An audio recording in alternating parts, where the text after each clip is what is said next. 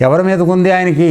ఆయన గురి. మనందరం భగవంతుడి వైపు చూస్తున్నాం. ఆయన దృష్టి ఎవరి మీద ఉంది? ఎవడైతే ఆయన గురించి కథలు వింటూ ఉంటాడో, పాడుతూ ఉంటాడో, భజన చేస్తూ ఉంటాడో, ఆనందంతో పులకిస్తూ ఉంటాడో వాడి మీద ఉంటుంది ఆయన దృష్టి. అందుకని భగవద్గీతలో కూడా చెప్తాడు, సృష్టి అంతా నేను చేసిన ఏ ప్రాణి పట్ల నాకు ప్రత్యేకమైనటువంటి శ్రద్ధ లేదు, ద్వేషం లేదు, ప్రేమ లేదు, ద్వేషం లేదు, నాకు రెండు లేవు. కానీ ఎవరైతే నా గురించి ఎల్లప్పుడూ ఆలోచిస్తూ ఉంటారో వాళ్ళ మీద మాత్రం నా ప్రేమ అలాగే ఉంటుంది. అందుకని మీరు అన్నమయ్య సినిమాలో చూస్తే కూడా మీకు తెలుస్తుంది. ఆయన చెప్తాడు, నేను ఎక్కడున్నాను అంటే భక్తులు ఎక్కడైతే నా సంగీతాన్ని పాడుతున్నారో నేను అక్కడ వెళ్ళి ఉంటూ ఉంటానయ్యా. నేను ఎక్కడ ఉండను, వైకుంఠంలో ఉండను, లక్ష్మి గారి దగ్గరే ఉండను, ఎవరి దగ్గరే ఉండను. భక్తులు ఎవరైతే సచ్చిత్తంతో సత్తాంగత్యంలో ఉండి నన్ను నిజాయితీగా నా గురించి స్మరణ చేస్తున్నారో, సంకీర్తనలు చేస్తున్నారో వాళ్ళ దగ్గర కూర్చుంటానయ్యా నేను వెళ్ళి. అంటే ఒక జీవి ఆయన్ని పొందాలనేటువంటి ఒక ఆర్తితో చేస్తున్నటువంటి ప్రార్థన ఆయన వినకుండా పోయే సమస్య లేదు. అది ఆ నిజాయితీ మనలో రావాలి.